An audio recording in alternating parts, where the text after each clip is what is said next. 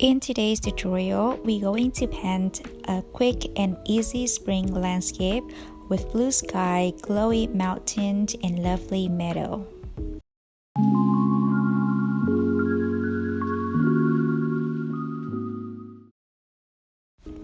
Hello everyone, welcome back to my channel. I hope you are doing well. As usual, all the materials will be linked in the description box below. Check it out if you are interested. And now let's get started to the painting. To start with, you can grab any circular item that is available in your house and start drawing a circle. Here, as you can see, I am grabbing, this is actually the lid of a candle, and I am gonna use the pencil and draw a light circle. And now I am using the pencil to draw the mountain light, a very simple and common mountain shapes. You don't have to give too much detail. It's just a very quick sketch so that you can know where the horizon line is.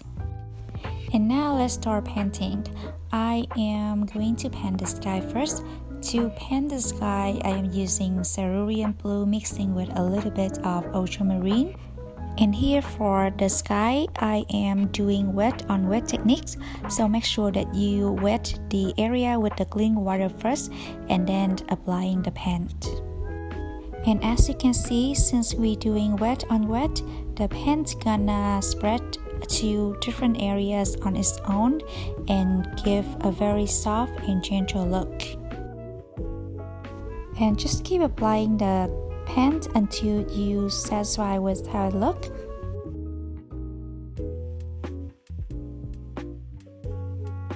And now while the layer is still damp, I am going to grab a tissue and start to lift up some of the colors in some of the areas to create clouds. And this is called lifting techniques in watercolors. And to apply this technique, make sure that your layer is still wet. And yeah, that's it. That's very simple and quick subtle sky. And now we will move on to the mountain part. And for the mountains, I am using yellow ochre mixing with a little bit of brown to create some sort of brownish yellow to paint the mountain. I am going to paint the first layer with a very light tone, as you can see, and I am just kind of follow the pencil line that I drew in the beginning, and I also reserve some of the white area as highlight as well.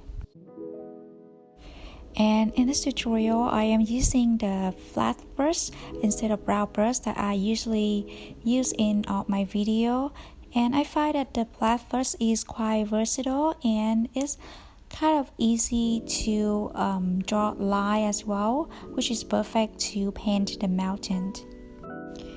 And using different brushes while painting is also a good way to get loose, to be creative, and to explore different and unique brush strokes as well. So if you have any brush that you barely use, maybe this time try to pick up that brush, challenge yourself to use the brush for the whole painting and see how it goes. And now back to painting, I am just continue to apply the second layer, which is the mid-tone, so it's a little bit darker than the first layer. And I am just using the same mixture of colors, which is yellow and brown, and to make it light, I'm just kind of dilute with more water, but to make it dark, I'm just gonna add less water. And finally, I'm going to add some shadow, which is the last layer and also the darkest tone. And for this layer, you can mix with a little bit of dark colors like black or indigo, which is a very dark blue. And moving on, I am going to mix some of the colors for the green area, Now for the green area, we're going to have the background, which is the greens in the distance, and the foreground. So for the greens in the background, I want it to be the cool greens. So my go-to green is usually to be sap greens, but that is a very natural warmest green tone.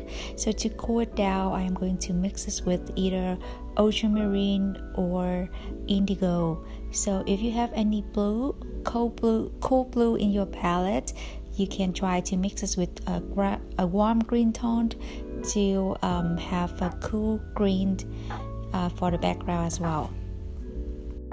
And in the background, there's like tons of trees far away in the distance. So I'm just kind of apply the color running from left to right, and use the brush to have a little bit of definition at the top, like a zigzag line to represent trees. And that's it. Since these trees are far away, you don't really need to pay attention too much to detail. While waiting for this layer of trees to be dry, I am going to mix some of the colors for the flowers. So since this is the meadow, I want to add some sort of wildflowers to add a little bit touch for the painting. I love lavender, so I kind of mix the purple with a little bit of pink to create some of the pinkish purple for the flowers.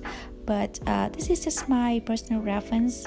You can definitely choose any colors you like for the flower as well, and just paint any of your favorite flowers. I am just gonna add a couple of flowers in the front, which appear to be big and more detailed, and for the flowers in the background, I'm just kind of add some kind of dots of colors.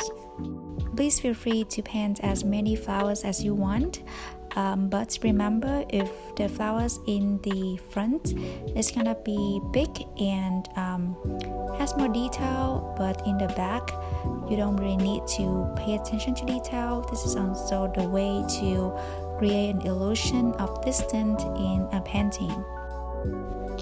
And now the layer of trees in the background is completely dry. I am gonna go back and add some more pine trees on top of it as well. The pine tree is something that I always see in a lot of landscape.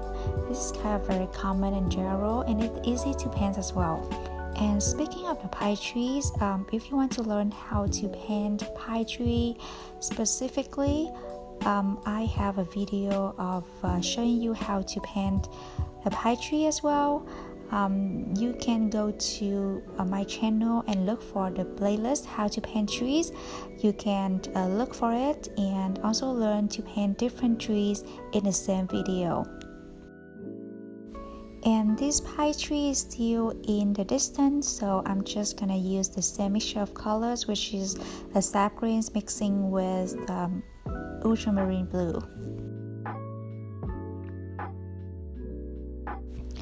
And now continue with the foreground. I am going to apply a light first layer of yellow, and after that apply the sap greens on top of it.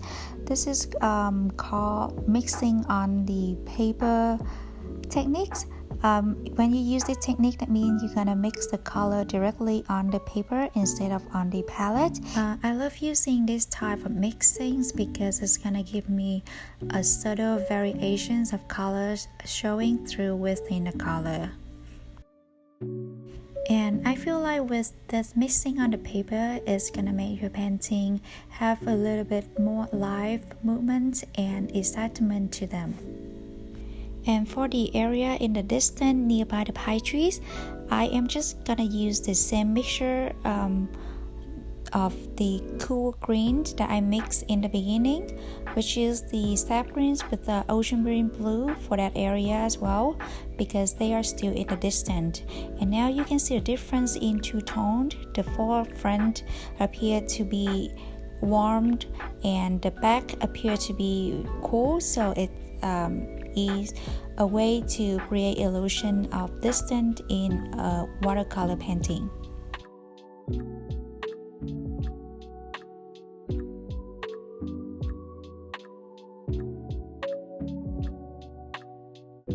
And now when the layer is completely dry, I'm going to add the second layers by using the same colors but a little bit darker, so that I can add some of the detail to give the feel a little bit more definition. As you can see, I'm just kind of used, actually this time I am switching to my round brush size 8 and start to draw some of the lines in different directions to represent grasses and leaves.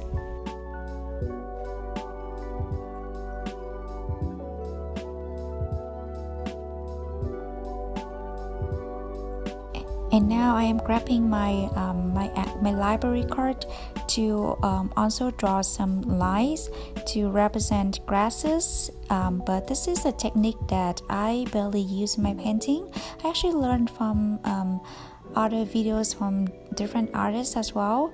But this is probably the first time that I am applying this technique in my painting.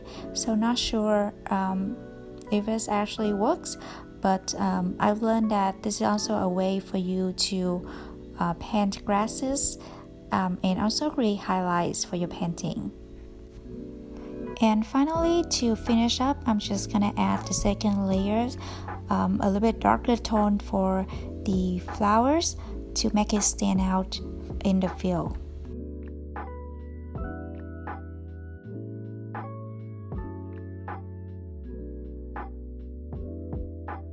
And the same for the green grasses. I'm just gonna add another layer, which is the darkest tone, to represent shadow and also add contrast.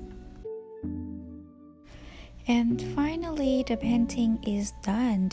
I know painting a landscape sometimes can be quite intimidating since there's a lot of factors in a landscape.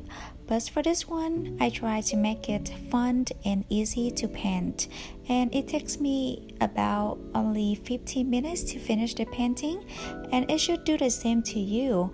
So I think this is probably a great idea for your sketchbook painting, or you just want to have something quick and easy to paint to relax. So I hope that you enjoyed this tutorial, and if you do, please give me a thumbs up and subscribe to my channel to see more videos like this in the future.